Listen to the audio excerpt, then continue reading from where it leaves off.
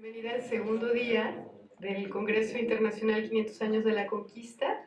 Les agradecemos infinitamente su presencia a cada uno de ustedes. La mesa de hoy, del día viernes 12 de abril, que comienza ahora mismo, lleva por título las conquistas de las sociedades americanas. Y tenemos un panel espléndido. Vamos a un poco a organizarlo de esta manera. Va a estar la rectora, la doctora Sara Redondo Guevara, junto con Jonathan Graham, con un tema un poquito más afín, y después vendrá Cecilia Sheridan con Rodrigo Martínez Barax, también con un tema más contiguo. Vamos a dejar un breve espacio al término de las dos ponencias para que ustedes puedan hacer comentarios. Bueno, la doctora Sara Ladrón de Guevara es la rectora de la Universidad Veracruzana, es una espléndida antropóloga, tiene numerosos libros. Uno de mis favoritos está en el Fondo de Cultura Económica y es una preciosa investigación sobre el Tajín. El título que ella va a compartir en su ponencia es El recurso mítico de Quetzalcóatl durante la conquista. Entonces, bueno, sin más, ya terminó. Para que ustedes hagan preguntas, le damos el uso de la voz a la doctora Sara Ladrón de Guevara. Gracias.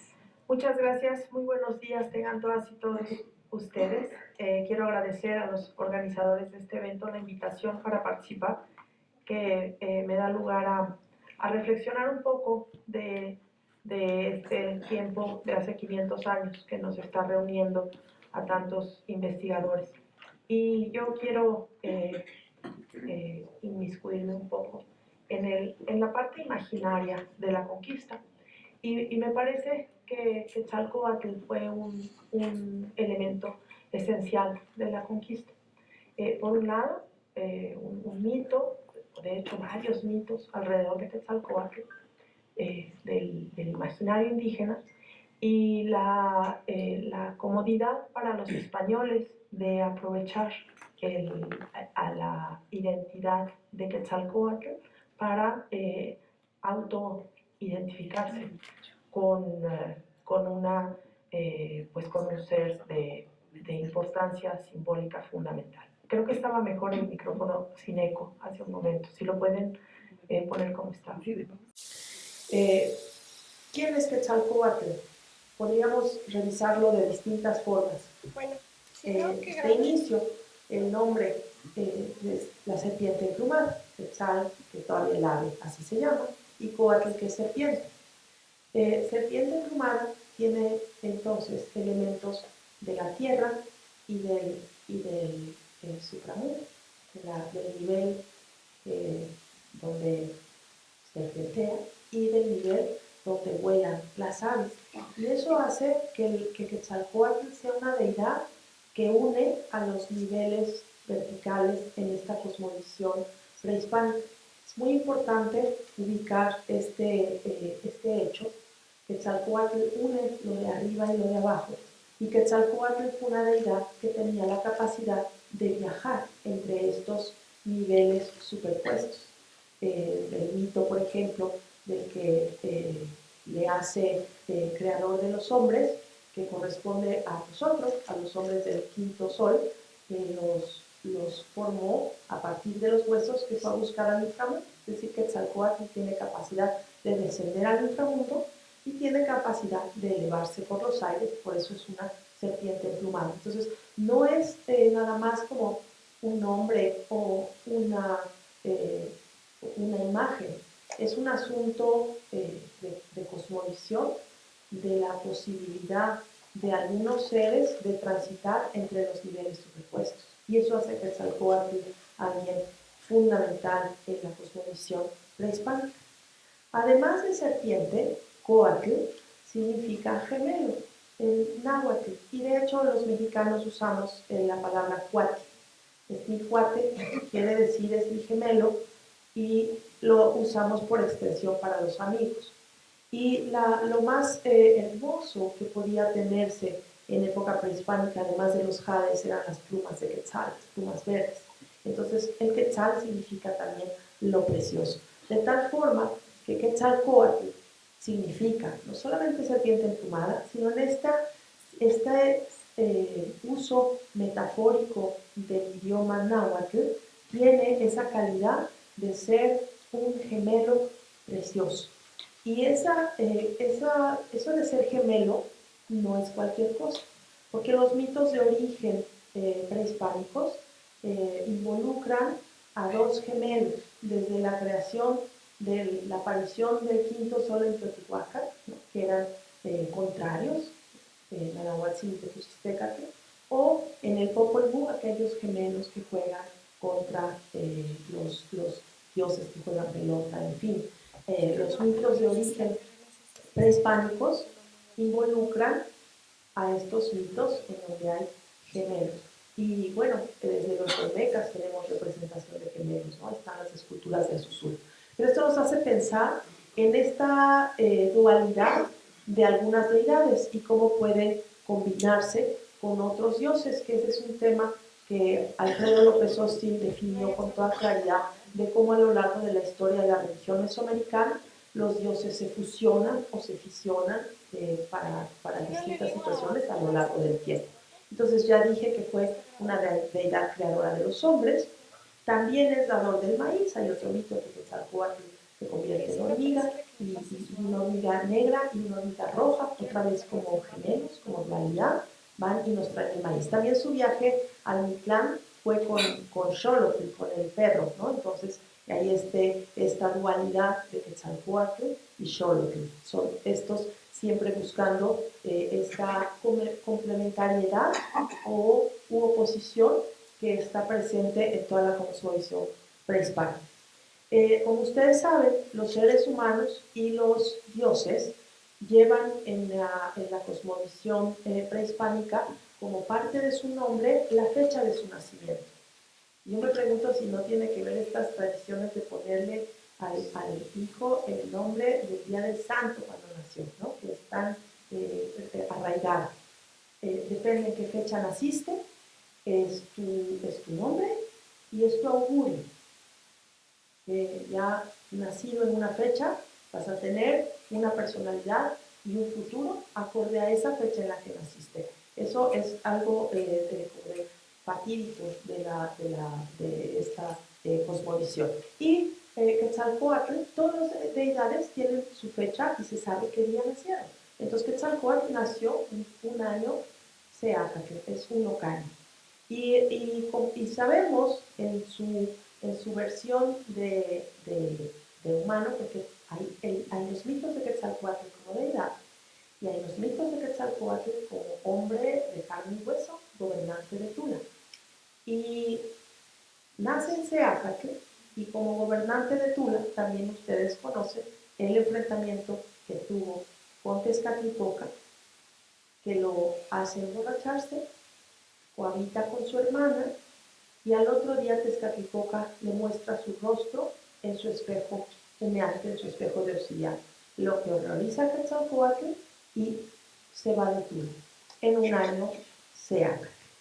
En este pensamiento mítico del eterno retorno, es lógico pensar que Seácatl es un año que corresponde a Quetzalcóatl y en donde se esperaba el regreso de Quetzalcóatl, como un movimiento mesiánico en que, habiendo salido de Tula el gobernante Seácatl Toquiltzin Quetzalcóatl, se esperaría su regreso. Y entre tanto, la deidad que queda como prioritaria es su contraparte Tezcatlipoca.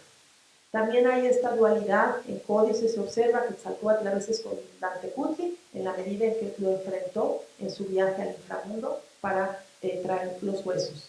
También hay como una combinación de deidades de Quetzalcóatl con Ejecatl, que es el dios del viento, y así se le representa a menudo. Ejecatl es el dios que hizo, pues que hace que también se muevan las cosas, el viento, que trae también el movimiento. El Quetzalcóatl está asociado al planeta Venus, y esta característica también habla de la dualidad, porque dada la órbita interna de Venus en el sistema solar, hace que lo veamos a veces como lucero de la mañana y a veces como lucero de la tarde. Y entonces es este Quetzalcóatl que tiene su gemelo, el Venus de la mañana, el Venus de la tarde, y ese es el planeta que representaba a Quetzalcóatl. Y un nombre de Quetzalcóatl que también se le dio es el de Nashite, que significa 4 pies. Estas son como las líneas que vamos a observar un poco en imágenes, y todo esto es como un recorrido por lo conocido de Quetzalcóatl, y Quetzalcóatl es identificado por los cronistas, por los indígenas. Se discute si fue más intención de los cronistas decir que Hernán Cortés fue identificado con Quetzalcóatl en el momento de la conquista por llegar en 1519 en un año seac. Esta es una de las imágenes de Quetzalcóatl. Tenemos serpientes emplumadas a lo largo de la historia mesoamericana desde los olmecas. Hay evidencias de serpientes con plumas. Es una combinación, insisto, del arriba y el abajo. Este es el muy conocido de Teotihuacán, y ahí están las cabezas de serpientes con plumas. O la de Xochicalco, después de la caída de Teotihuacán, Quetzalcóatl toma mucha fuerza en las ciudades del Epiclásico, y las ciudades que surgen después de la caída de Teotihuacán por el fenómeno urbanístico que se da en ese momento en Mesoamérica, tienen todas muy a menudo representaciones de Quetzalcóatl como una figura central, la serpiente emplumada. Pero también tenemos estas imágenes de códices en donde le representan como un ser humano, este gobernante de Tula, aquí sangrándose las piernas, se está autosacrificando, y este es un asunto de ofrecimiento a las deidades, es decir, está actuando en esta imagen del códice florentino como gobernante. De hecho, ha habido propuestas en que se propone que Quetzalcóatl fuese más que un personaje, un cargo, y que por eso hay tantas referencias a Quetzalcóatl como gobernante de Tula, y que haya habido varios gobernantes que eran Quetzalcóatl. Se le identifica con Huema, el de manos grandes, en Tula, y hay quien ha dicho, no fue una sola persona, tantas historias de Quetzalcóatl, es el Quetzalcóatl en Tula. Y recordemos que los mexicas toman la filosofía tolteca como la sabiduría, como la toltecayo, la idea de la alta filosofía. Y en ese sentido, la figura de Quetzalcóatl tenía una fuerte carga de la referencia a la Tolan Xicopotitla, la Tula floreciente de grandes sabios. En esta imagen vemos a este señor con ese gorro cónico que muchos han identificado también con la Huasteca, y con ese escudo en donde hay un caracol cortado, que es el símbolo de Quetzalcóatl, el caracol. También trae imágenes de conchas en su cara.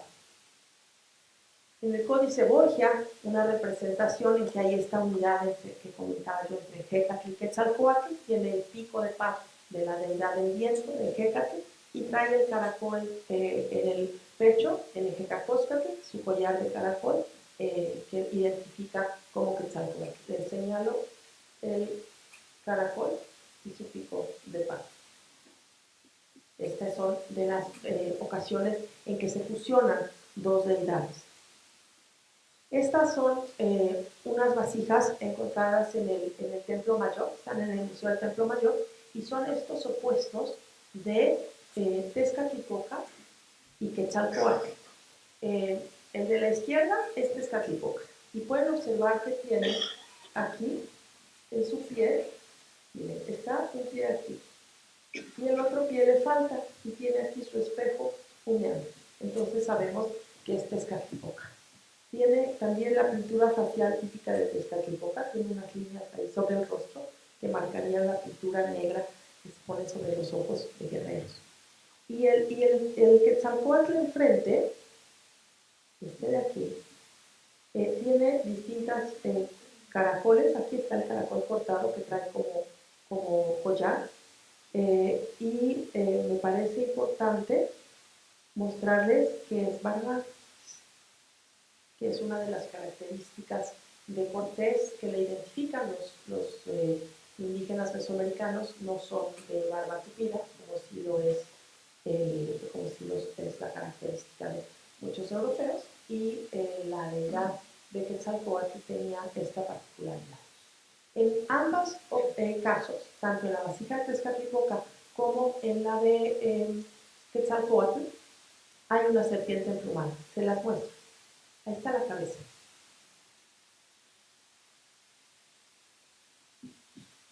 Está. Entonces pueden seguir la cabeza y la serpiente emplumada se va por detrás del cuerpo y aquí está la curva y viene por acá. Y lo mismo en el caso de Quetzalcóatl, está la cabeza, viene aquí la serpiente y va por atrás de su cuerpo hasta acá. Entonces ahí está unidad de las dos deidades, son contrarios, se pelearon en Tula, ganó Tezcatlipoca, por eso se fue Quetzalcóatl, y se fue hacia el este, vino del este, se fue hacia el este y regresará por el este, que es un asunto que coincidió con la llegada en el Golfo de los conquistadores. Y en su camino, se fue a un escondite, ¿no? Se fue a un zacuali, que es un escondite, y por eso identifican a Coatzacoalcos, el escondite de la serpiente, como el lugar, que además es puerto, por donde salió Quetzalcóatl. Ahí está la serpiente. Lo que vamos a ver a continuación son imágenes de la conquista y me gustará subrayar algunos aspectos de estas imágenes. La visión de los indígenas, que a mí me parece que podemos ver no solamente en los textos náhuatl, algunos de los cuales han sido traducidos, sino mucho tenemos que reflexionar sobre las imágenes que nos dejaron sobre el hecho. Y lo mismo los españoles dieron sus versiones europeas, no solamente en crónicas, sino también en imágenes. Entonces, voy a pasar algunas imágenes de códices. Ahí está el códice Azcatitlan. Ustedes pueden ver ahí a los españoles, todos en la parte de abajo, solo alguna indígena, la Malinche, Marina, doña Marina, al lado de Hernán Cortés. Todos vienen con sus armaduras y los indígenas aquí atrás, agachados, de tamemes, cargando lo que requieren los conquistadores. Es decir, aquí vienen, digamos, atrás, al servicio de ellos, solo una figura indígena, además con un huipil que la deja ver como de la realeza, no cualquier señora, es un personaje de gran importancia que viene encabezando la marcha de los conquistadores. Aquí otra vez está doña Marina al frente de Cortés y hay un indígena aquí atrás que trae además su nombre, pero y están los barcos con pequeños personajes, ¿no? Ahí haciendo la muestra de la llegada. Pero algo que a mí me parece interesante de este códice es que Marina está hablando, Marina tiene la palabra. Y en la codificación de las imágenes prehispánicas, ustedes conocen bien la vírgula de la palabra, que aparece muy a menudo. La vírgula de la palabra no es solamente decir este está hablando, es decir, este es el poderoso. Hueytlatoán era el gran hablador, era el que tenía la palabra. Y ese es un identificador de autoridad. Y la que habla en esta imagen es Marina, y Cortés tiene las manos un poco en posición en que aparecen nobles en la iconografía prehispánica, con las manos sobre el pecho. Este es el códice Cuauhtémoc, ahí ven un abrazo olvidé mencionar en esta, que está el caballo. Esta es una figura a la que quiero subrayar de las representaciones. Aquí hay un caballo, como una figura central, justo abajo de la bandera que tiene un águila. Y aquí están solamente estos personajes, y aquí otra vez la figura del caballo. Ahí hay unos personajes abrazándose, es un encuentro, el español y el indígena, y Malinche está atrás, que esto me parece ya de influencia europea, porque las imágenes en la iconografía prehispánica nunca ponen a un personaje que no esté completo uno hacia atrás de otro. Entonces, así como nada más ver una parte del cuerpo de Marina atrás, yo creo que es algo que tiene ya la influencia de las imágenes europeas. Y de hecho, pues mucho del códice tiene las tradiciones indígenas de representación como estas líneas, los caminos de agua, los almenados, pero también tiene ya el cerro aquí que marca un locativo, pero ya tiene como la imagenología de las imágenes de europeas, ¿no? Como el caballo, la representación me parece como ya con un estilo que integra elementos no solamente indígenas, sino también europeos. Aquí hay otra parte del códice con quechola y otra vez el caballo está justo en el centro, en el encuentro de caminos allí. Están los 4 caminos y en el centro un caballo con un europeo, un español, que lleva además la cruz. Y hay batallas por todos lados, no necesariamente de europeos contra indígenas, hay batallas allí claramente de indígenas contra indígenas, ¿no? Como estos de acá. Se ven anotaciones europeos y también estos enfrentamientos de grupos indígenas que ocurren en el caminar desde la costa del Golfo hasta la Gran Tenochtitlan. El lienzo de Tlaxcala, otra vez el encuentro de indígenas y españoles, ¿no? La figura de Hernán Cortés aquí y el caballo aquí atrás. El lienzo de Tlaxcala, el personaje Cortés sentado en un trono, los personajes atrás señalándolo, otra vez está doña Marina ahí abajo en este encuentro con el señor indígena. Otro códice, el códice de Xicotepec, el asiento de Cortés frente a las esteras, las sillas de los señores indígenas. Me parece interesante observar el mobiliario, que es una clara pues, silla de los españoles frente a estos asientos bajos que hacen un uso del cuerpo diferente para los indígenas. Aquí hay una serie de señores, un bulto mortuorio, este y este llevan nombre, una ave y una serpiente, y ahí está representado como un obispo, ¿no? La presencia del dios que traen en el discurso los españoles. El códice rural, otra vez vemos con toda claridad el encuentro del español con los indígenas, y ahí está el caballo, que es llevado por un personaje de pelo rizado, un negro, ¿verdad? Y es interesante ver los españoles armados con sus lanzas, los indígenas llevan obsequios. En esta otra lámina está otra vez los caballos, los españoles, Cortés, sobre los caballos, y los talenes atrás, los indígenas llevando la carga que requieren, el códice oval. En el códice Misantla, otra vez hay la figura de Cortés, su barco, las aguas del Golfo, ¿no? La Villa Rica, el locativo, y los indígenas ahí pintados mucho más pequeños que la figura del español, que parece mucho más grande. Que esto no sería solamente un tema de talla corporal, sino también de simbólica de importancia. Y luego un biombo anónimo del siglo XVII, que sería la versión europea del momento del encuentro. En el paisaje se ve el Iztaccíhuatl y el Popocatépetl al fondo, y está representado en ese biombo perfectamente la mitad, teniendo los indígenas de un lado y los europeos del otro. Y otra vez me llama la atención, todos los europeos, los españoles, con lanzas, y todos los indígenas llevan flores y plumas. Y la altura de los señores, del señor indígena allí, que yo no sé si es la Moctezuma, puede ser, y Cortés, sobre el caballo, están encima del resto, ¿no? Se ve la importancia de los señores. Este está encima porque lo llevan cargado, y este está encima porque está sobre el caballo, y va con sus vasalos, ¿no? Entonces está como la oposición de los dos grupos. Y hay, me parece que vale la pena reflexionar sobre este asunto del hombre Dios Quetzalcóatl y también del animal Dios, que era una constante en las imágenes de las deidades mesoamericanas. Las deidades mesoamericanas integraban en su cuerpo elementos de animales, y eso los hacía divinos. Si pensamos en las imágenes sacras europeas católicas, ya, hay también los ángeles con alas de aves y los demonios con patas de cabra. Es decir, esto no es raro. Los seres espirituales tienen también elementos de animales.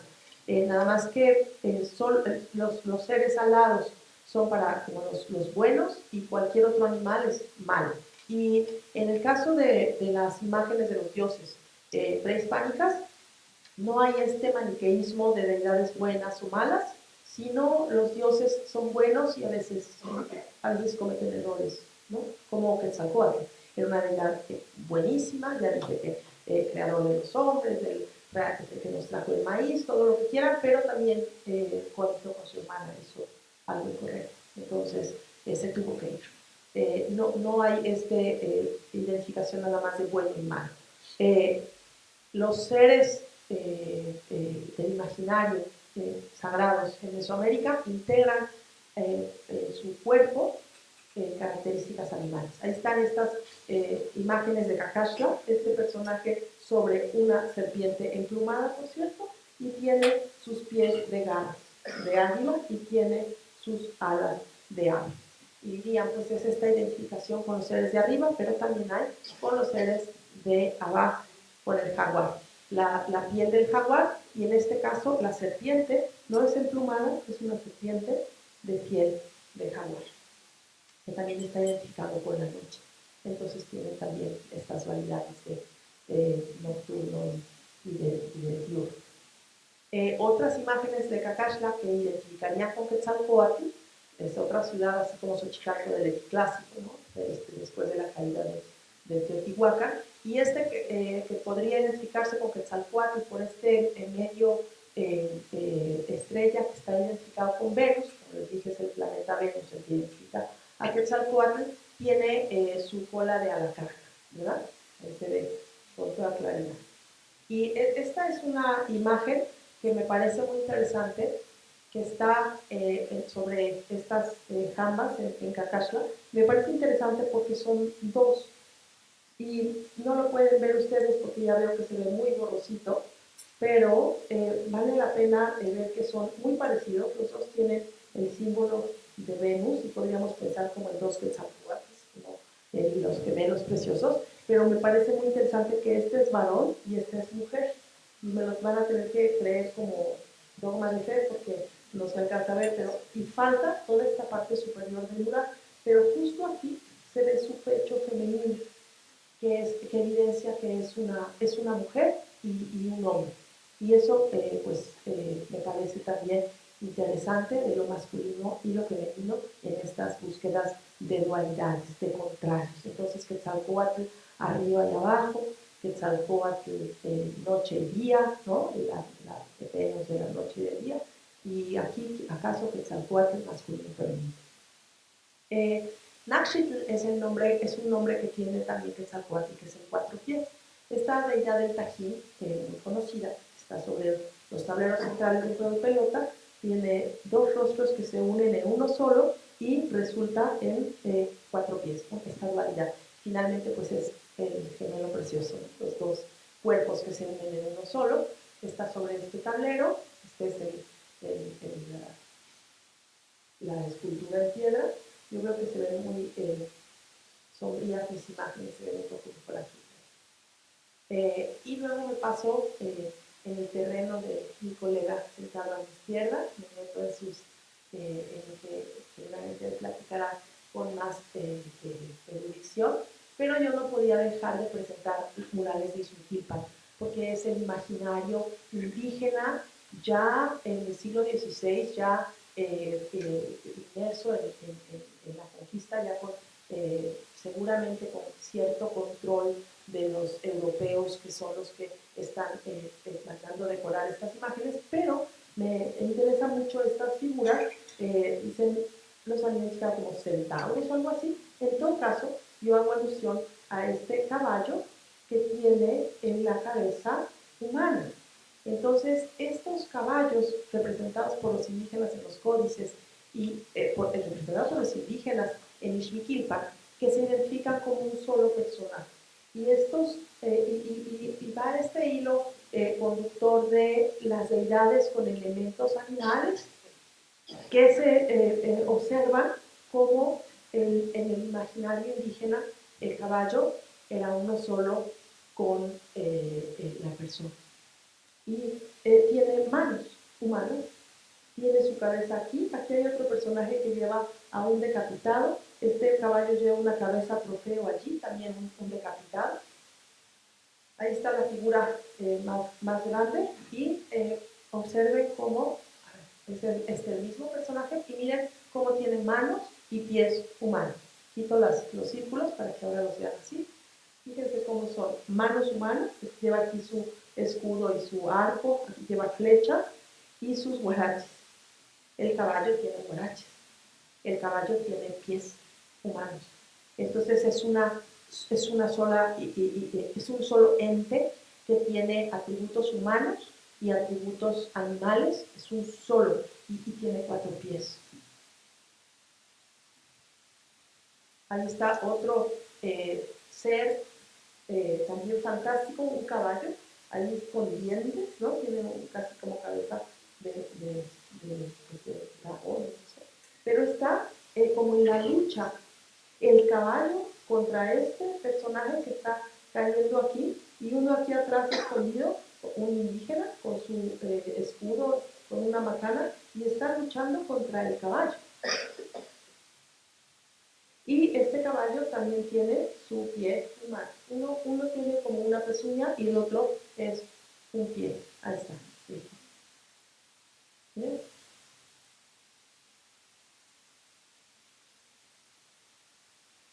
Los caballos fueron identificados entonces como un solo personaje con el individuo y eran vistos tan importantes que las cabezas de los caballos fueron colocadas en los zompantlis. Este es del Códice Mendocino y ustedes pueden ver, están cabezas de seres humanos en las guerras que tomaban cautivos, los decapitaban y ponían sus cabezas en los zompantlis. Y lo interesante en la conquista es que las cabezas de los caballos también fueron colocadas en los zompantlis, lo que le da a los caballos una personalidad muy importante en esta lucha porque eran solo seres humanos los que colocaban en zompantlis. No hay animales en zompantlis. Los animales que se encuentran pueden estar en entierros, pueden llevar ofrendas, pueden ser parte de la ofrenda, pero los zompantlis solo son de personas. Recientemente encontraron este zompantli una torre impresionante con miles de cráneos justo al ladito del Templo Mayor, que es parte del centro de la Tenochtitlan. Miren el tamaño de torre redonda con un montón de cráneos, todos son de seres humanos y curiosamente los caballos tuvieron la identidad de personas o de dioses, porque al fin y al cabo los sacrificados se convierten también en el imaginario en el tema de dioses. Entonces yo quiero concluir pensando en que la identificación de Cortés con Quetzalcóatl estaba dada por la fecha, por sus barbas, por venir del este, pero también porque tenía 4 pies. Era el Nashi, era el caballo con los personajes humanos que podían hacerse uno, fusionarse con este ser de 4 pies. Aquí hay una imagen del siglo XVII, un óleo sobre tela de Juan Ascenso, la conquista de México. Son de estos con detallitos muy finos, pero les muestro en esta parte, es una pintura española, el otro era un códice indígena, y también ahí están en el zompantli las cabezas de caballos. Aquí están los seres humanos, los cráneos, bueno, de hecho no son cráneos porque tienen tejidos, son cabezas completas de decapitados, de seres humanos y de caballos. Y aquí están los cuerpos de caballos destazados. Entonces esto es algo que se observaron tanto los indígenas como los españoles, lo están refiriendo no solamente en las crónicas, sino también en las imágenes. Y termino con este Nashville del Tajín, el cuatro pies, el Zapoate de Mesoamérica precolombina. Muchas gracias.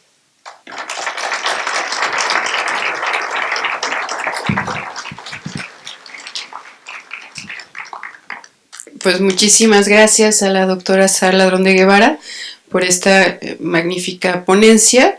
Se está transmitiendo en vivo desde la cuenta del doctor Hipólito Rodríguez Herrero, está en el Facebook, entonces también pueden avisar a sus colegas y compañeros, incluso a los amigos que no estén en Jalapa, se pueden conectar de manera remota y seguirnos desde esa vía. Y pues bueno, ahí tenemos ya, a continuación vamos a escuchar al doctor Jonathan Graham.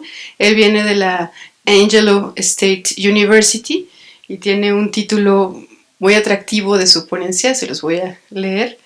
Se llama Del ave turquesa al Cristo negro, cambios coloniales y continuidades prehispánicas en el arte sagrado de las comunidades otomíes del valle de Izmiquilpan. Entonces, bueno, ahora en un momento más abre la ponencia y muchísimas gracias. Al final podemos hacerles preguntas.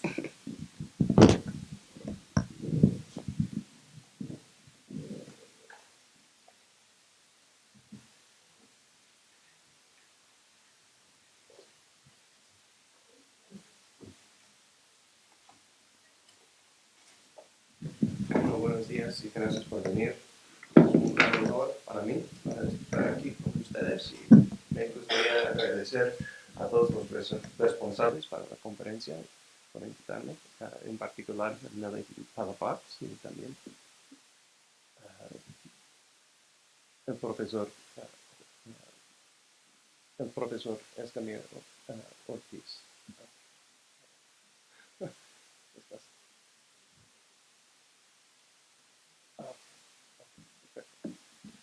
Bueno, sí, vamos a hablar un poco más de los murales de Ixmiquilpan, pero afortunadamente no incluí tantas imágenes de los murales, más de los que siguen. Pero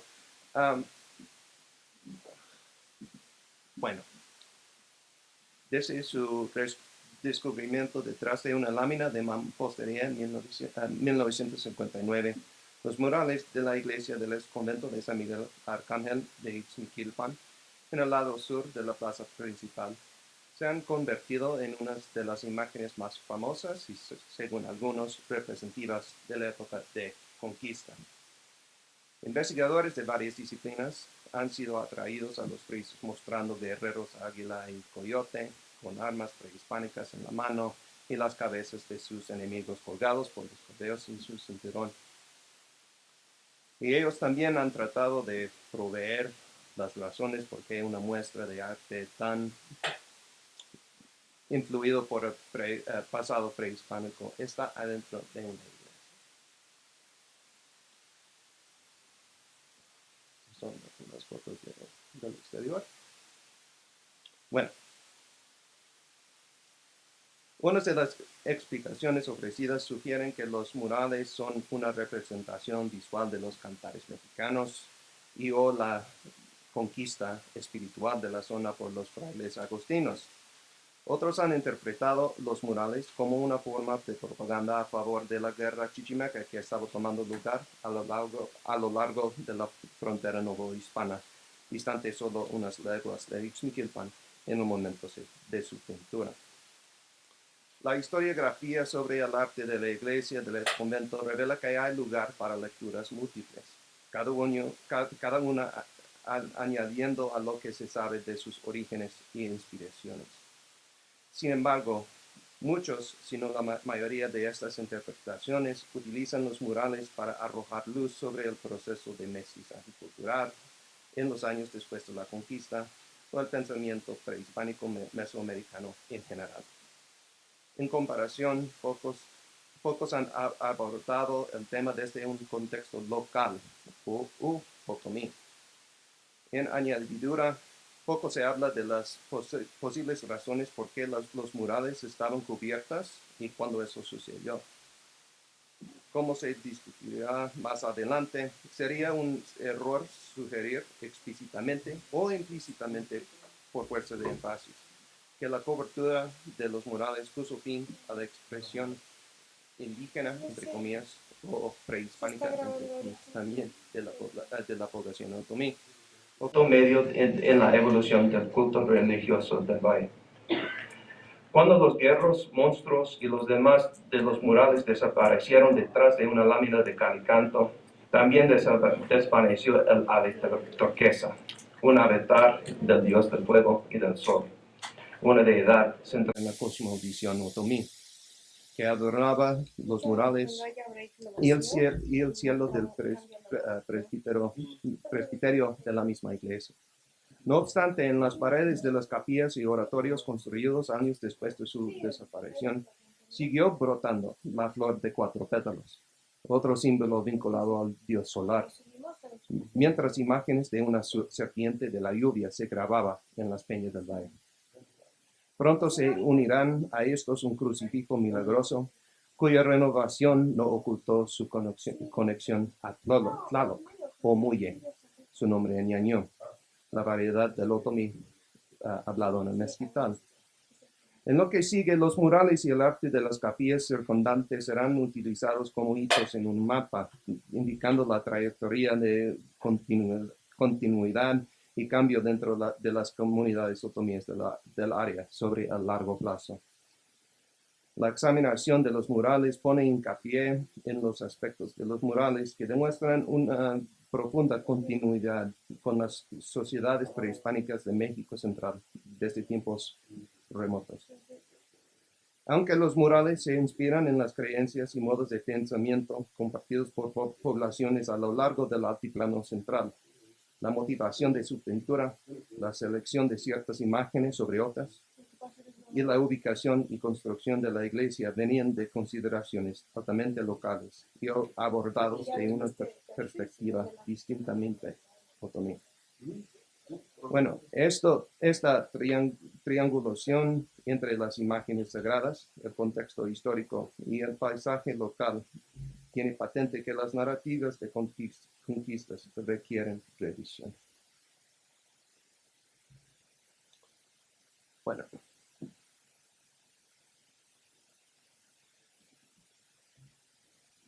Creo que voy a dejar de leer. Voy a platicar. Es más divertido así, ¿no?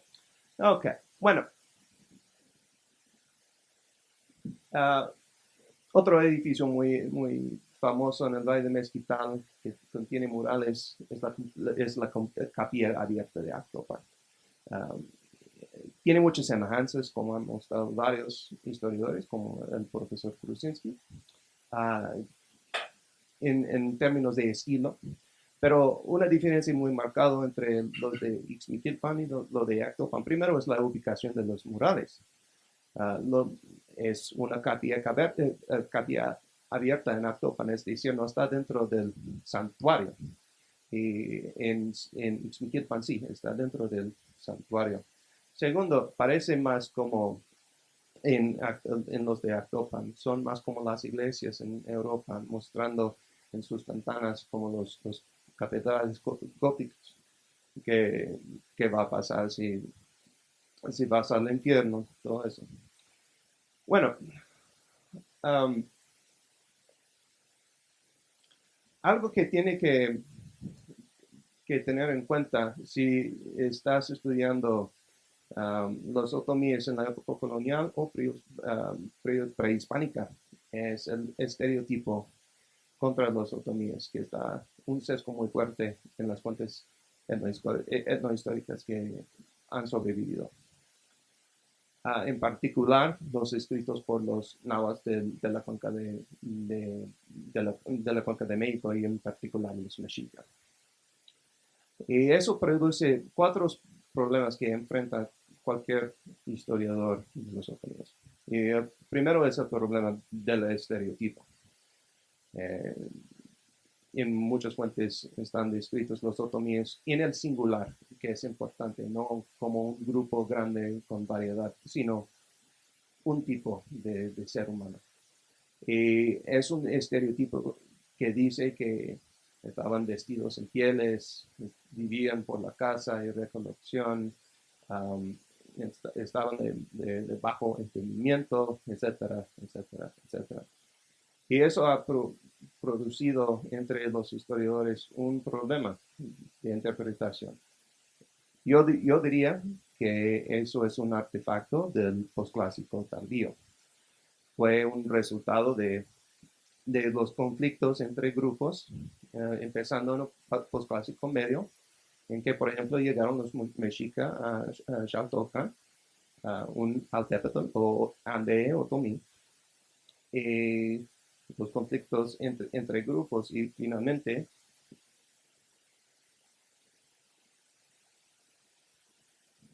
es del Códice Azcapotzalco, como ya hemos visto, en que los Xaltocameca están atacando a los mexicas. Y ahí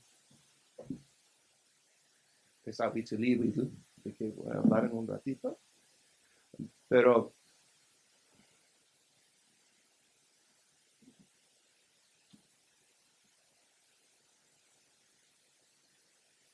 okay.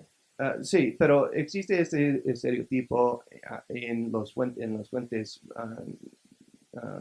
como libros de Acosta, de Herrera y otros, y también de los de formato manuscrito que quedaron olvidados en estantes de archivos hasta el siglo XIX, como Sagún y otros. Bueno, el estereotipo otomí en las fuentes nahuas, yo propongo, tiene sus raíces, como estaba diciendo, tiene sus raíces más profundas en dos factores principales. La política en la cuenca durante los siglos XIV, XV y XVI, y un tipo de senéctoque intencional que los grupos náhuatl y los mexicas en particular utilizaron para legitimar su dominio sobre sus antiguos señores. Una lectura cuidadosa de las fuentes etnohistóricas revela que este estereotipo no se aplicó uniformemente ni había sido la vox populi desde tiempo inmemorial. Las acciones de los mexitín, los mexicas antes de su poblamiento de la isla de México, en los años después de su llegada a la cuenca de México, indica que ellos no veían a los otomíes así. Por ejemplo, Tezozoma, Chimalpaín, Ixtlilxóchitl y el Códice Chimalpopoca, los Anales de Tlatelolco y otras fuentes relatan que los mexitín no solo pasó años como clientes de Xaltocan, sino el primer tlatoani de los mexitín,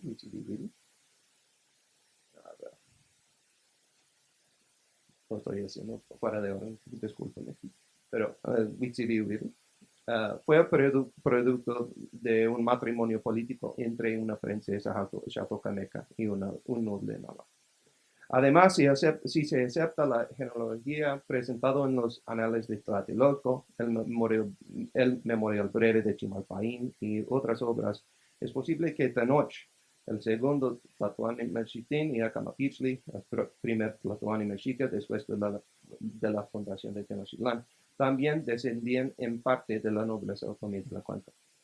Recientes excavaciones en Xaltocan, además, apoyan la idea que grupos náhuatl inmigraron al Teperoandé isleño y adoptaron la apariencia exterior de la mayoría otomí, mientras conservando sus modos de construcción y ritos mortuorios. Sobre el curso del siglo XIV y los principios del siglo XV, el aumento de la población náhuatl, la rebelión mexica contra los xaltocameca, la prolongada guerra entre Cuautitlán y Xaltocan y la alianza náhuatl contra los xaltocameca, en otras palabras, la guerra y la política, contribuyeron a la formación del estereotipo otomí. Tales sesgos solo fueron reforzados después de la formación de la Triple Alianza en 1428, cuando unos otomíes resistieron la ayuda mexica, en Chiapa de Mota y Jalotepec, por ejemplo. Se huyeron a otros señoríos otomíes todavía independientes, como Meztitlán y Tototepec. o sirvieron como guardias fronterizos para los enemigos del Estado mexica, Tlaxcala y el Imperio Tarasca, por ejemplo. No obstante, los otomíes seguían comprendiendo una porción sustancial de la población en 5 de las 6 subregiones de México Central en el mismo periodo: el Valle de Toluca, el Valle de Tulancingo, el Valle de Puebla, Tlaxcala, la Cuenca de México y, por supuesto, el Valle de Mezquital. Entre los que quedaron se convirtieron en fieles vasallos fueron los guerreros de Ixmiquilpan y Actopan, quienes se distinguieron en la invasión fracasada de Mezquitlán alrededor de 1480. Cuando Cortés arribó en 1519, había comunidades en la Cuenca de México desde el pie del monte sureño de la Sierra de las Cruces hasta el septentrión de Acolyoacán, el área que Ixtlilxóchitl llamó la Campiña, en que los otomíes formaron la mayoría o una pluralidad. Este patrón de asentamiento incluía a Tenochtitlán, entre los 4 altepetlos sencillos que juntamente formaron el altepetl complejo de Tenochtitlán. Huepopan tenía una identidad étnica otomí, la que perduraría por lo menos hasta el siglo XVIII. Además, la lista de los linderos de Xaltocan en los anales de Cuautitlán sugiere que Tlatelolco originalmente pertenecía a los Xaltocameca, lo que pasó subsecuentemente a los Tepaneca de Azcapotzalco. Lo siento. Bueno, como ya debería ser evidente, los otomíes tomaron un papel vital en el desarrollo y creación de la sociedad en México Central en el posclásico medio y tardío. Sin embargo, desde el principio del segundo periodo, muchas comunidades de habla otomí estaban enfrentando la marginalización política. Como otros grupos también experimentaron, en muchos casos, la dominación mexica llevó con ella la nahuatlización, tanto lingüística como cultural. En añadidura, aceleró su despojo de las tierras fértiles y regadas, particularmente en los llanos aluviales, en una manera muy probablemente semejante de cómo describió Antonio de Ciudad Real.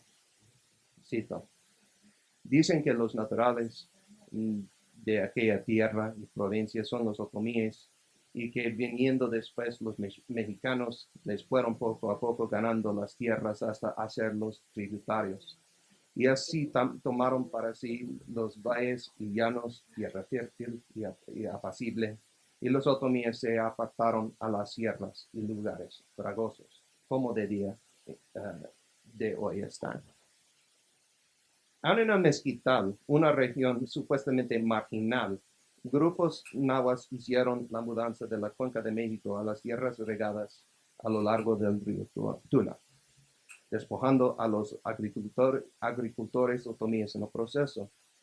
Aparte de referencias en las relaciones geográficas de este movimiento poblacional, está atestigado por la formación de altepetl gemelos a través de la región en la segunda mitad del siglo XV, cada uno con un gemelo otomí y el otro náhuatl.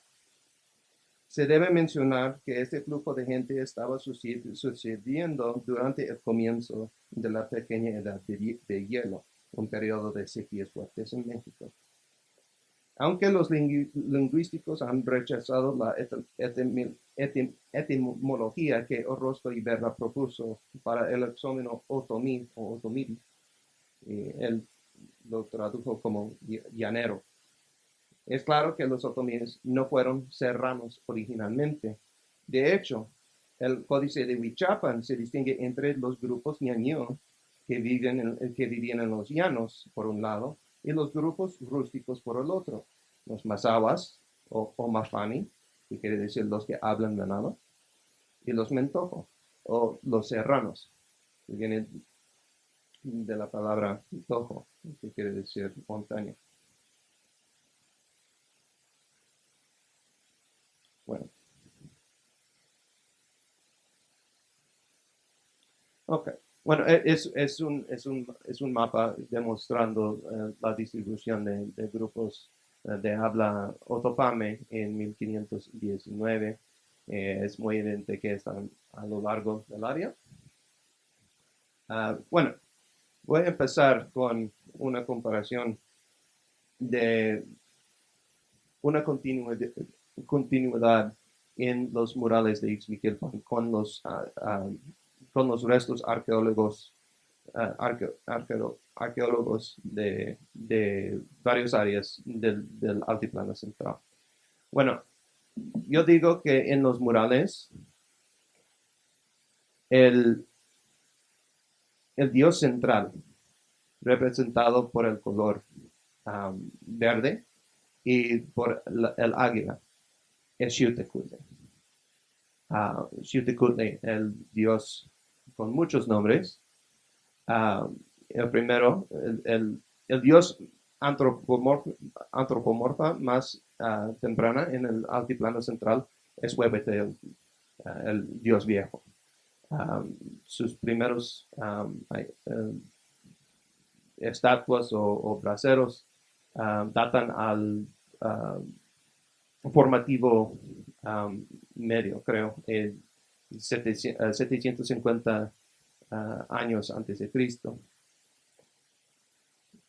Y luego Xiuhtecuhtli, el dios de Urquiza, el señor del fuego y el sol. Y también el señor del año. Pero tuvo otro nombre. En muchas representaciones de Xiuhtecuhtli está acompañado por un pájaro azul, usualmente en la cabeza, como en el Códice de Mayer, también en el Códice de Dresde. Pero la presencia de una águila azul sirvió como un avatar de Xiuhtecuhtli. Está evidente, por ejemplo, en el presbiterio de Ixmiquilpan, en el lado de derecha, también en Cacaxtla, Xochitecacaxtla, y también en Teotihuacán. Pero el nombre más importante en este contexto es Otomtecuhtli, el dios de los otomíes. Tiene varias características, por ejemplo, arriba de su cabeza tiene mariposas, lleva un rayo en su mano y está rayado por las caras, usualmente por la nariz y también por los ojos. Y en su escudo también tiene plumas de águila. Eso es algo que se encuentra también, por ejemplo, en el Cerro Hualtepec, en el municipio de Huichapan, cerca de Ixmiquilpan. Bueno,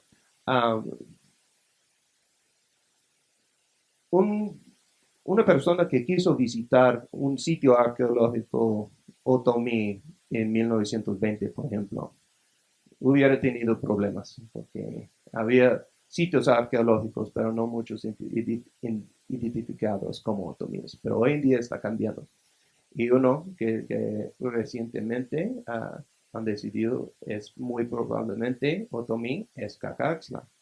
Y es muy importante porque si estamos hablando de los murales de Ixmiquilpan, hay muchas semejanzas entre los dos. Por ejemplo, la imagen en el lado derecha es un guerrero del el mural de la batalla en Cacaxtla. Y tiene en su cabeza algo muy semejante a Otomtecuhtli. También los dioses asociados con Xiuhtecuhtli, el dios del fuego, fue un dios muy importante en casi todo el altiplano central, Mixcoatl y Camaxtli, todos rayados también, y Xantico en Xochimilco, que también está rayado por la cara. Pero hubo precedente también, por ejemplo, con los sacerdotes y jugadores de pelota en Teotihuacán. Estos son también de Cacaxtla. Los primeros dos son de la banqueta enfrente del Templo Rojo. El otro está en el mural Batalla también en Cacaxtla. Otros del periodo posclásico, por ejemplo, primero es el glifo toponómico de Xocotitlán, el segundo es de Otomba. Esto es un otomí, la tercera imagen es de un otomí en el códice de Huamantla, un códice de otomí. Y la última es Tosi, la abuela, pero tiene los marcos de Xiuhtecuhtli en su cara también. Y finalmente, para decir que no todas las poblaciones otomíes fueron en el mezquital o conquistados o no conquistados. Eso es una muestra de un otomí con los rayos rayados en la cara, protegiendo a su terreno en Tlatelolco durante la conquista. Pero es importante decir en este momento que desde un contexto otomí, la idea de conquista es muy compleja, ¿no? Porque fueron conquistados, puede decir, en el siglo XV, en muchos casos. Y Jaltocan, por ejemplo, en los finales del siglo XIV. Pero no es suficiente decir que fueron conquistados, sino estaban en ambos lados, ¿no? Entonces, había unos en Cuepopan, por ejemplo, que fueron integrados completamente en el sistema mexica, mientras otros hicieron la mudanza. Y el mismo pasó con la conquista española. Entonces, voy a hablar más bueno, ¿dónde estoy con tiempo? No. Ok, bueno, vamos a avanzar. Entonces, pero los murales, ok.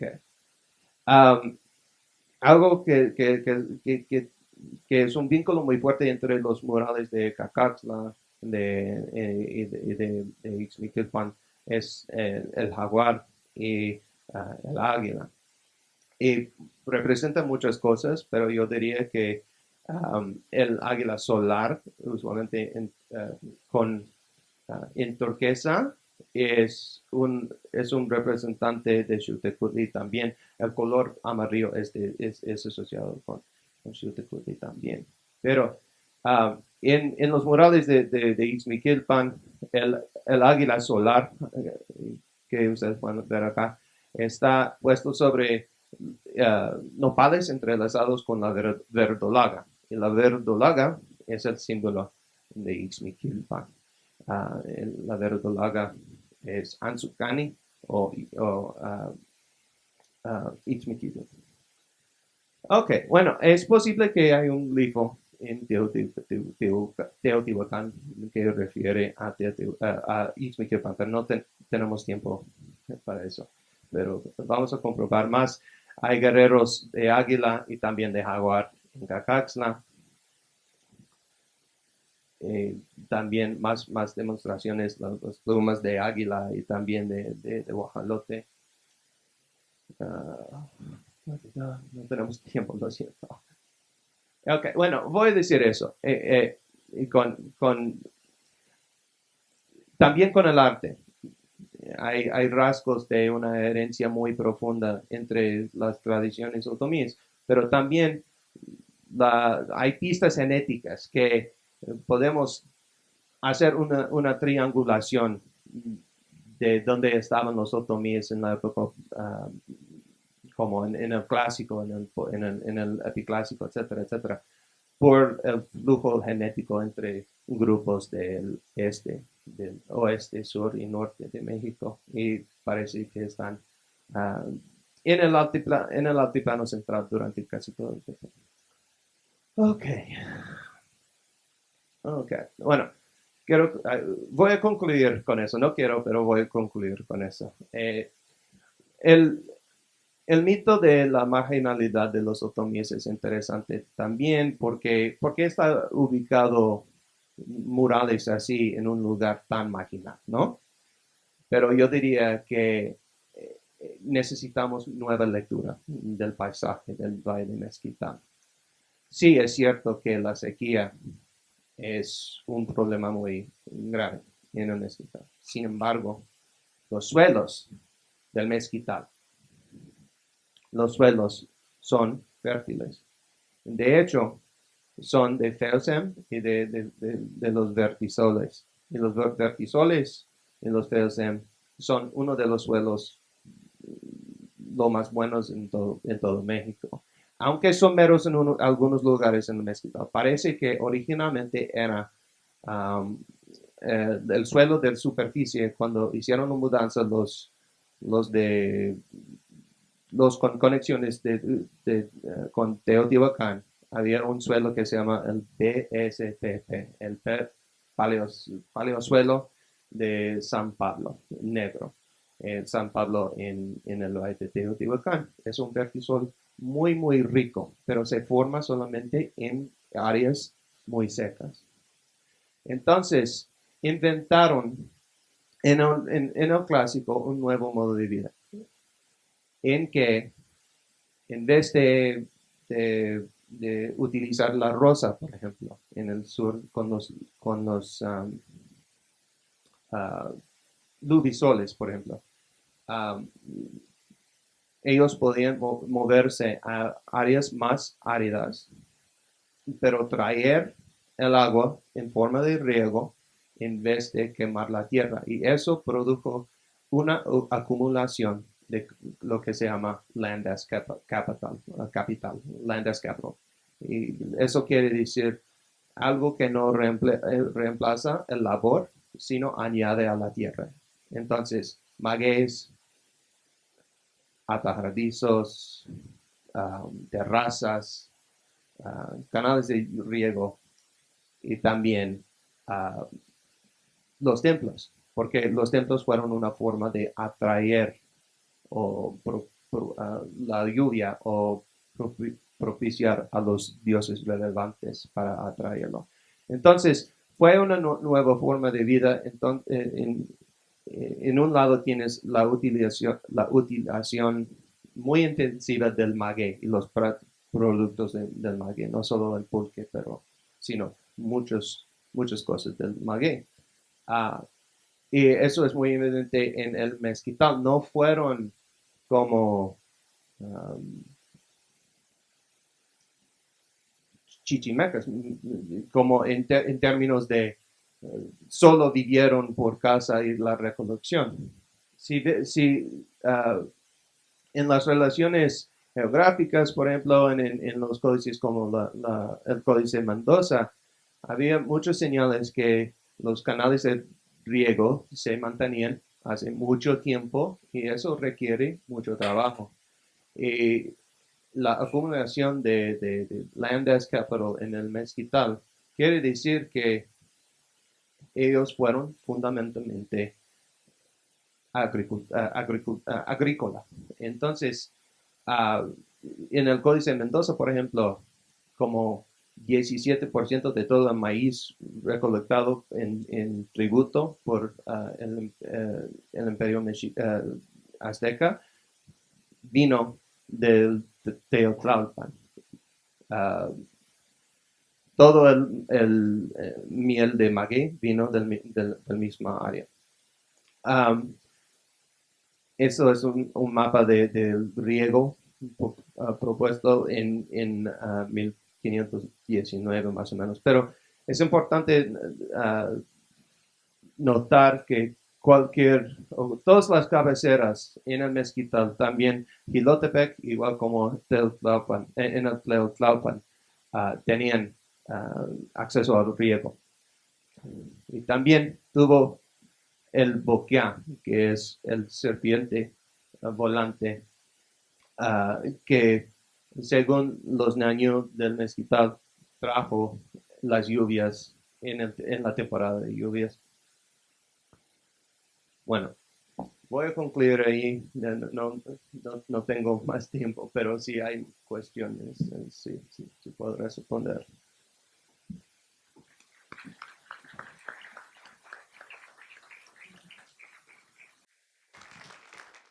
Muchas gracias al doctor Jonathan Graham por esta espléndida ponencia. Queremos que nos lleve a conocer Actopan, esas capillas abiertas y los murales con las lecturas tan frescas, pero también tan científicas que nos ha compartido hoy. Muchísimas gracias. Entonces, abrimos ahora sí la sesión de preguntas y respuestas. Si alguien quiere decir esta boca es mía, es el momento. Luis Fernando Granado Salinas.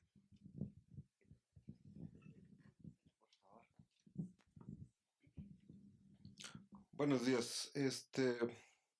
Debo decir que estoy muy impresionado por la presentación de la doctora Sara Ladrón, porque no entiendo el, el presupuesto que se ha repetido desde siempre, que además yo creo que está en... Es decir, que es que los pueblos indígenas confundieron a Cortés con una deidad. Y en la presentación yo no vi ninguna evidencia que mostrara cómo le hicieron los españoles para aprender eso. En la presentación lo da por sentado,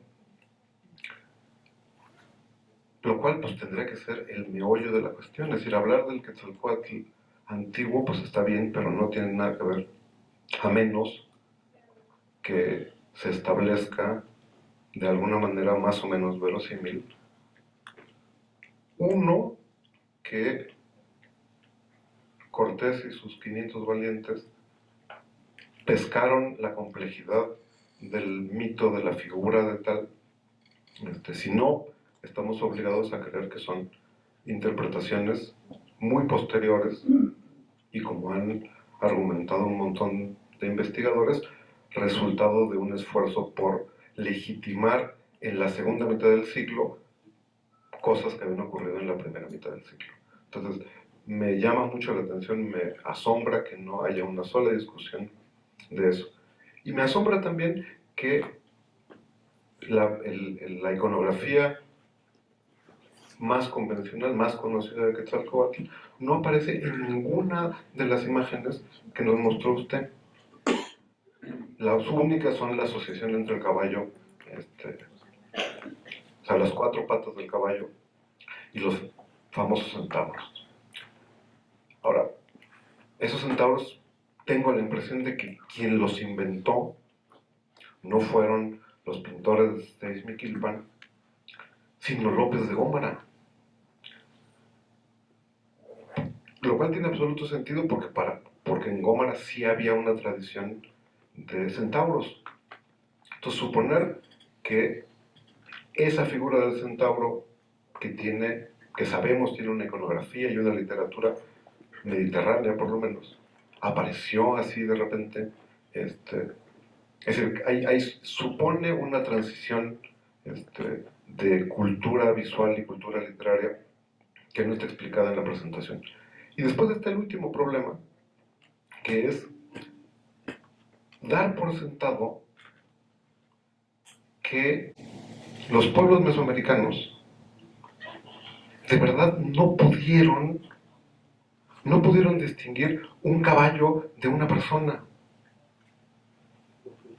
Es decir, supone como el mito colonialista propone, pues que eran medio tontos, porque una cosa es la representación, la explicación, la elaboración discursiva del animal, y la otra es suponer que efectivamente las personas que vivían en estas partes del mundo en ese momento se confundieron. Me parece que es un exceso que además repite el mito eurocéntrico y colonialista que supone que los pueblos indígenas se quedaron azorados, asombrados, pasmados con los españoles. Muchas gracias. En efecto, estoy asumiendo a partir de las fuentes que los cronistas dicen lo reconocieron como Quetzalcóatl. Desde las cartas de relación de Cortés se establece que Cortés fue identificado por los indígenas como Quetzalcóatl y le trajeron la vestimenta de Quetzalcóatl. Esto es relatado por los cronistas. Entonces, la intención era mostrar cuáles son los elementos que podían reconocerse para esta identificación. Y de hecho, empecé diciendo por ahí, quizás con no claridad, cómo esto fue más conveniente para los propios españoles. La intención de mostrar la identidad del caballo como persona está clara por su ubicación en un zompantli. No es un asunto de inferioridad el considerar a un ente con una personalidad importante. Que esto pasa con los caballos por esta evidencia de la colocación de las cabezas en los zompantlis y insistía en la identidad de las deidades con elementos animales.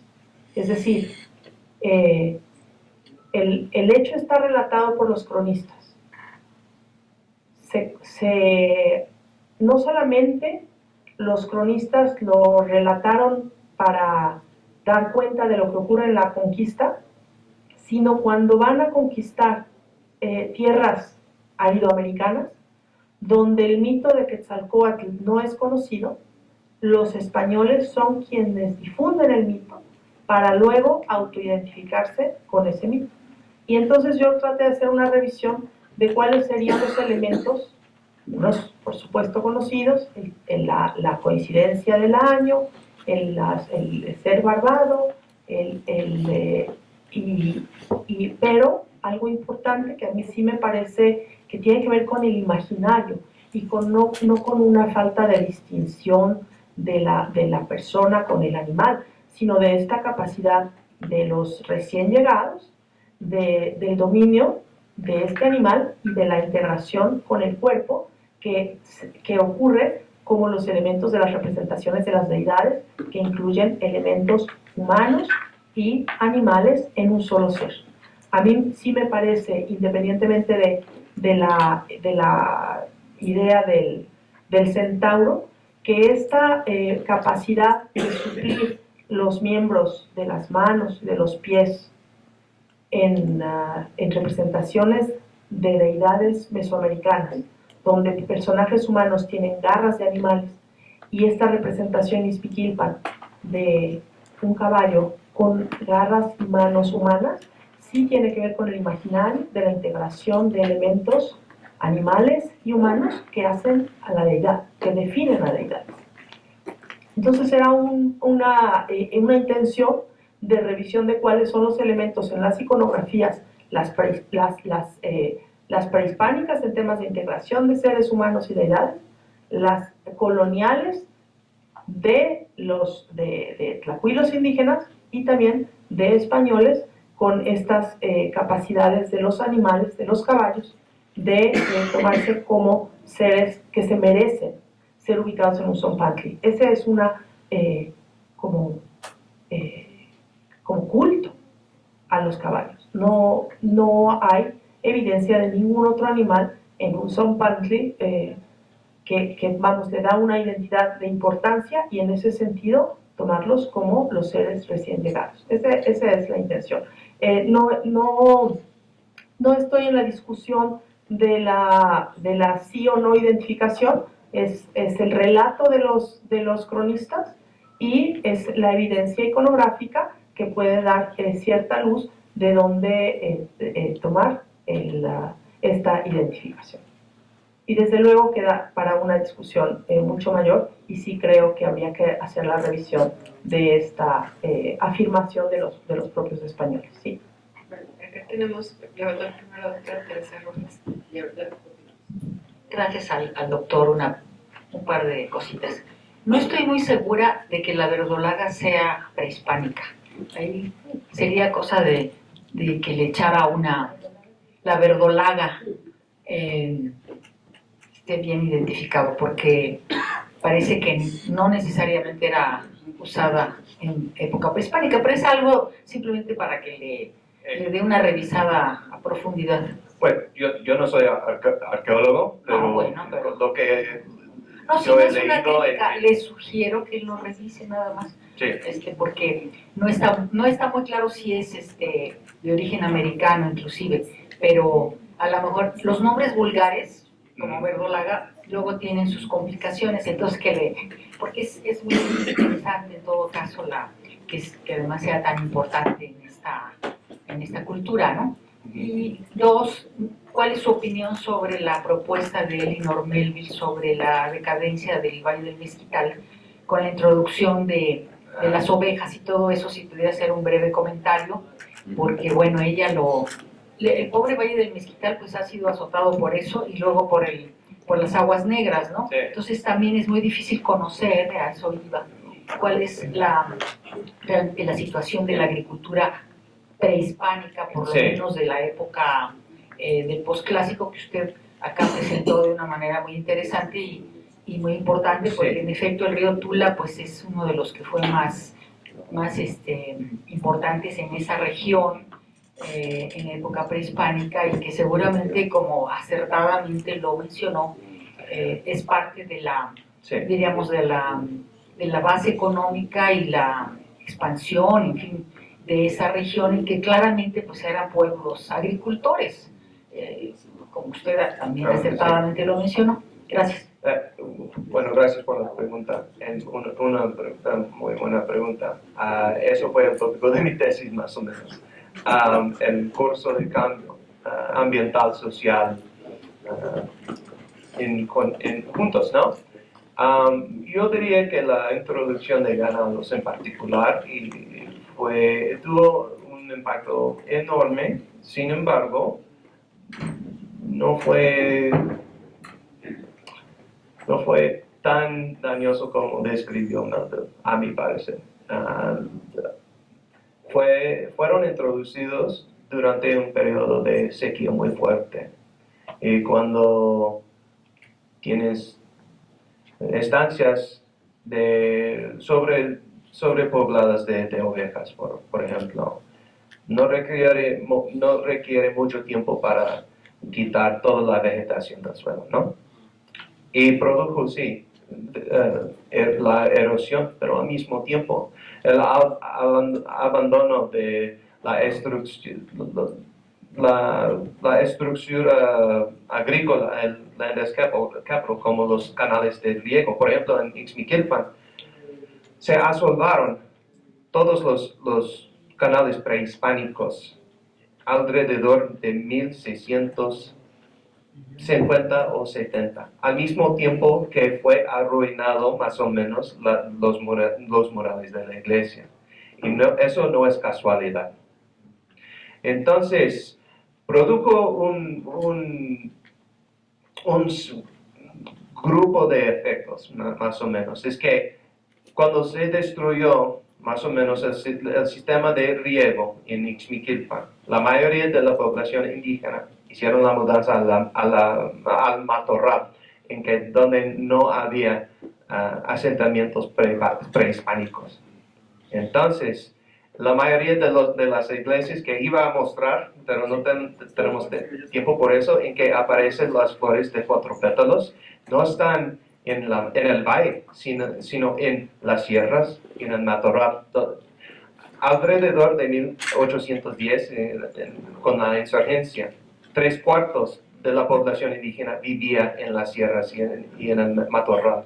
Es casi el opuesto de 1519. Entonces, en términos de cambios ambientales, los ganados tuvo un impacto enorme, pero no fue solamente negativo.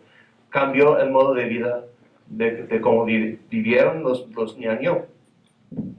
Y con el introdujo de las aguas negras, yo diría que en ciertos lugares reversó como el proceso de daño ambiental en el siglo XVI. Es muy paradójica, es un sistema muy complejo, pero sí. Gracias por la pregunta. Acá tenemos una y luego vamos para allá.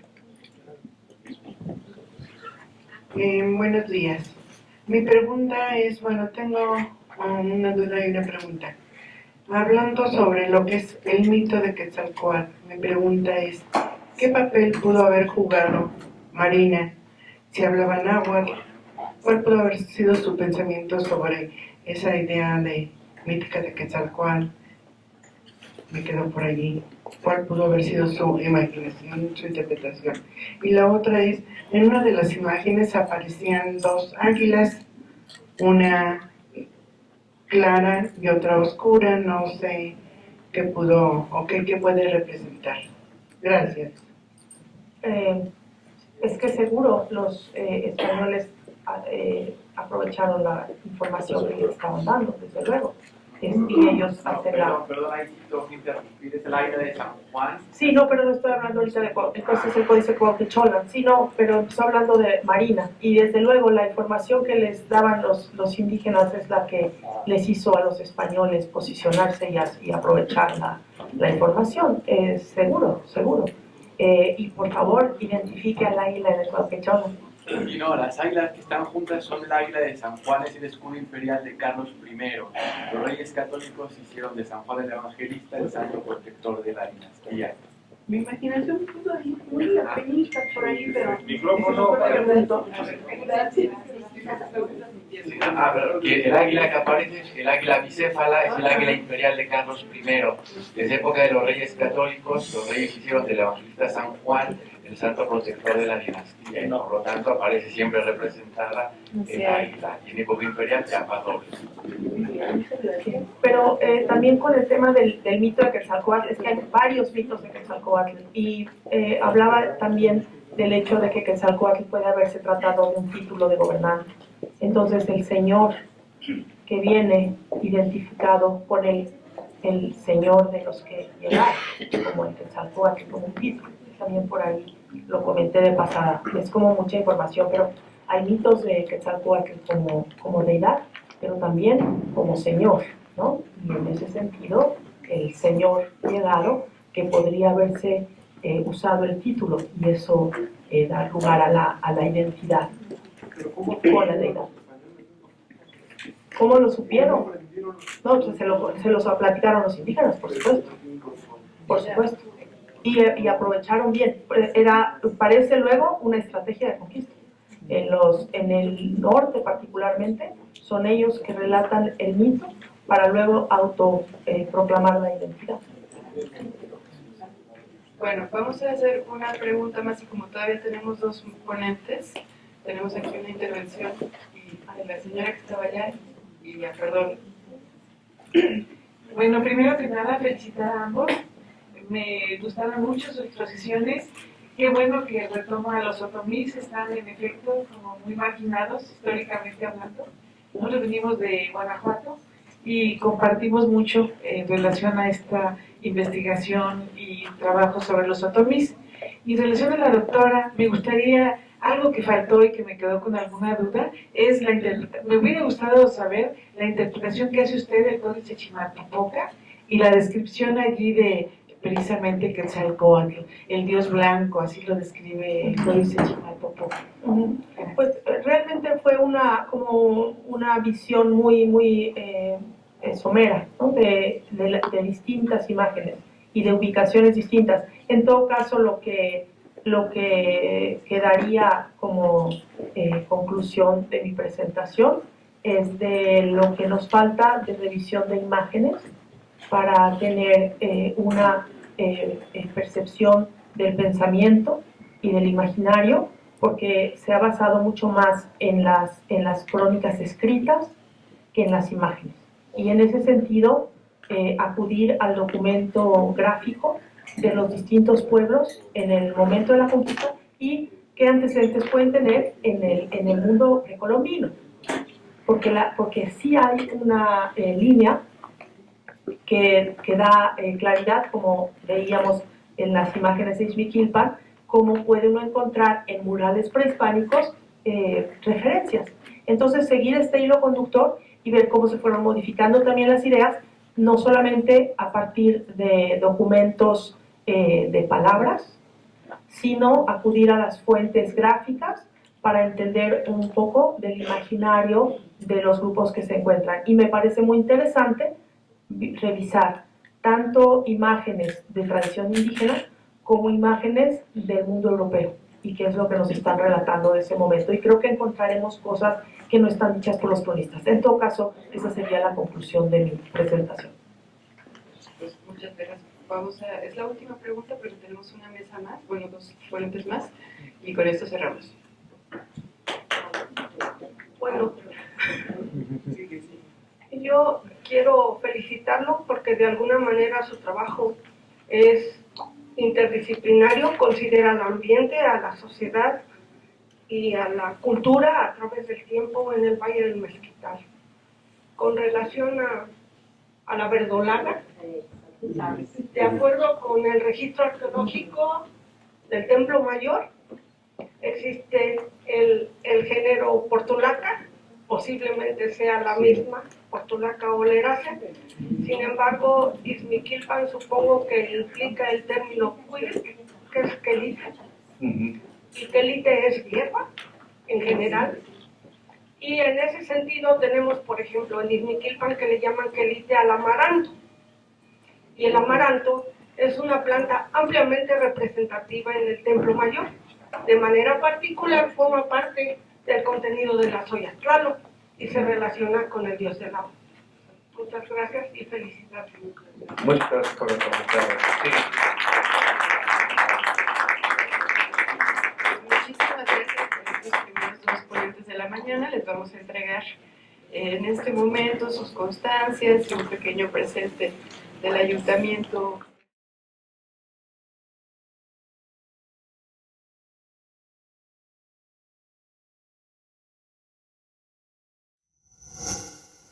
Gobierno de México.